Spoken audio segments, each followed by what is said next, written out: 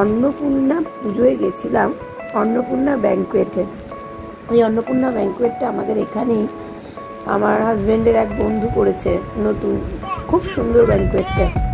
তো সেখানে দেখো পুজোতেই কত রকম দিয়েছে স্টল, পাপড়ি চাট, তারপরে ওইদিকে জিলেপি স্টল ছিল, দুরকম পকোড়া ছিল, কোল্ড ড্রিঙ্কস ছিল, কফি ছিল, এত কিছু স্টল দিয়েছিল। এবং প্রত্যেকটাই এখানে নিরামিষ ব্যবস্থা ছিল, যেহেতু পুজো তার জন্য। আর সামনে যে মাঠটা, প্রচুর বড় মাঠ, সেখানে মাহি বেশ দৌড়ে দৌড়ে খেলে বেড়াচ্ছিল এবং ভীষণ এনজয় করছিল। ওর মতো আরও 2-3টে ছোটো ছোটো বাচ্চা ছিল, ওদের সঙ্গে দৌড়ে বেড়াচ্ছিল।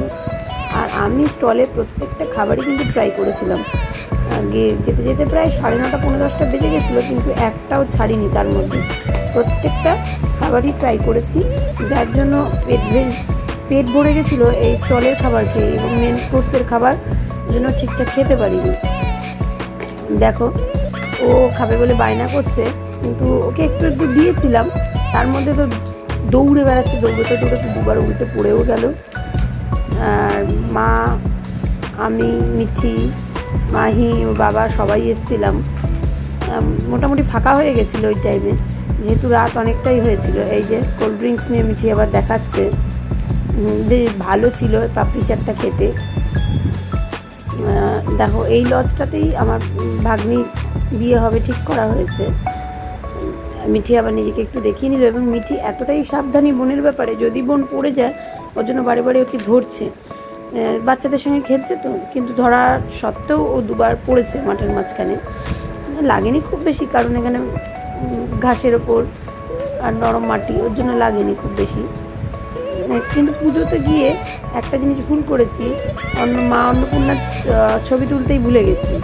আসলে ঢুকেই তো অন্নপূর্ণা মূর্তিটা ছিল, তো ওখানে ক্যামেরা অন করতে ভুলে গেছি সবার সঙ্গে কথা বলতে গিয়ে।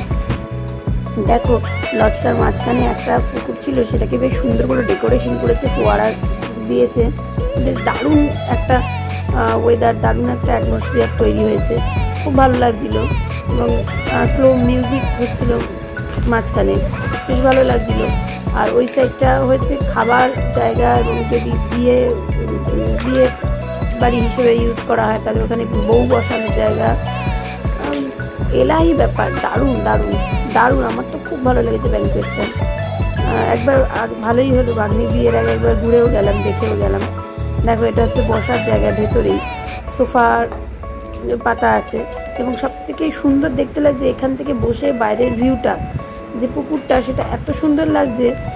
মনে হচ্ছে নিচের যে এই নিচের যে টাইলস বসানো আছে, টাইলসটা আর কাচের ওপারে পুকুরের জল, দুটো মিলেমিশে একাকার হয়ে গেছে। এরপর চলে আসলাম মেন কোর্সে। দেখো, প্রথমে দিয়েছিল ভেজিটেবল চপ, স্যালাড, তারপরে ছিল কচুরি, ছোলার ডাল, তারপরে ফ্রাইড রাইস, আর ওটা ছিল পনির ভাপা, তারপরে ছিল হচ্ছে এঁচড়ের কোপ্তা, মিষ্টির আইটেমও ছিল অনেকগুলো, বেশ ভালো করেছিল। বাট আমরা মেন কোর্স একদমই ঠিকঠাক খেতে পারিনি, যেহেতু আমরা ওখানে স্টলে প্রচুর খেয়ে ফেলেছি। আর মাহি কাণ্ড দেখো, একটা বড় গোলাপ জামুন নিয়ে বসে পড়েছে খেতে।